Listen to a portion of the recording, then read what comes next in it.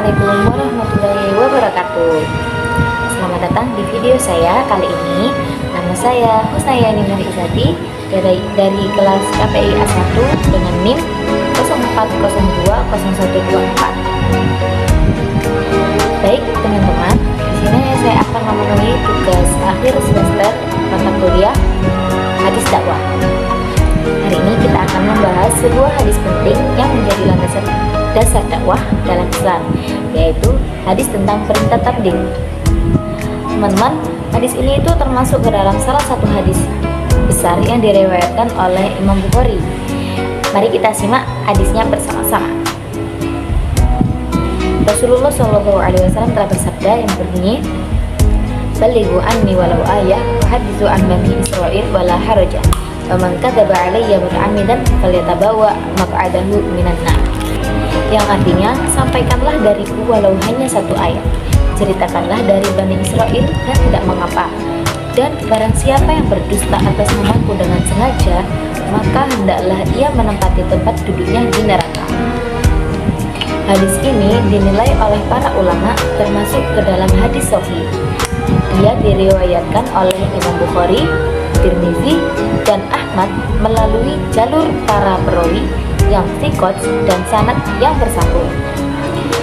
Inti dari hadis ini sangat jelas bahwa Islam itu bukan hanya untuk dipahami, tapi untuk disampaikan kepada yang lainnya.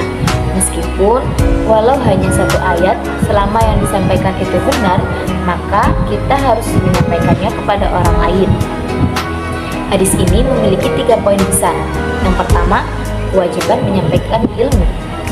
Meskipun hanya sedikit, ini menegaskan bahwa seorang muslim tak harus menjadi ulama terlebih dahulu untuk berdakwah, tapi cukup sampaikan apa yang diketahui dengan benar.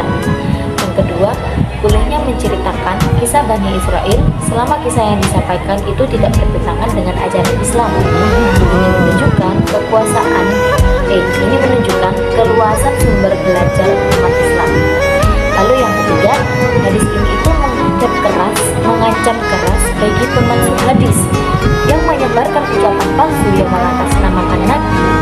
Itu adalah sebuah dosa yang sangat besar. Hadis ini diriwayatkan oleh Abdullah bin Umar bin Al-Ash. Beliau merupakan seorang sahabat yang sangat terkenal, rajin dalam menulis hadis. Kemudian dilanjut ke Abu Habsyah, lalu Hasan bin Atiyah, lalu Al-Auza'i, hingga Abu Hashim. Semua perawi tersebut merupakan thiqat. Ini menunjukkan bahwa pesan tabligh itu bukan termasuk ke dalam konsep sembarangan, tetapi disampaikan melalui sanad yang kuat sehingga sampai kepada kita hari ini. Teman-teman semuanya, pesan utama hadis ini itu tegas bahwa dakwah itu amanah. Ilmu yang benar wajib disampaikan dan ilmu yang tidak jelas wajib ditahan atau dihentikan. Kejujuran adalah syarat utama seorang penyampai kebenaran.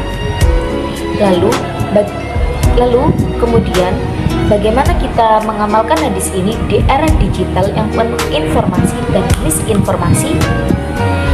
Berikut ada tata caranya. Yang pertama, tabligh di media sosial. Media sosial adalah ladang dakwah di zaman kemajuan, namun juga merupakan ladang fitnah.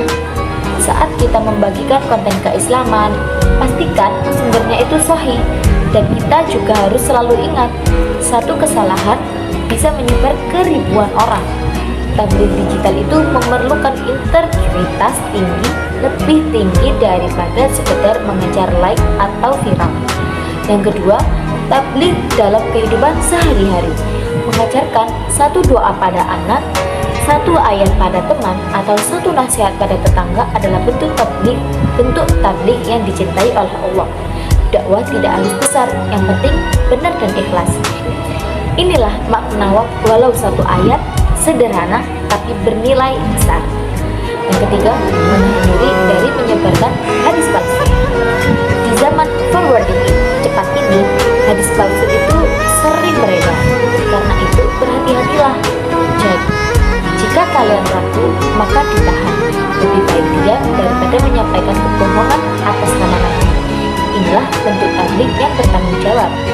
Teman-teman, hadis tentang perintah tabligh ini adalah kompas dakwah bagi umat Islam. Sampaikanlah kebaikan yang kita ketahui dengan benar dan ikhlas, dan jauhi ucapan yang tidak jelas sumbernya. Semoga kita menjadi bagian dari penyampai kebenaran, bukan penyampai kebatilan. Sampai bertemu di lain waktu. Sekian dari saya. Kurang lebihnya mohon maaf apabila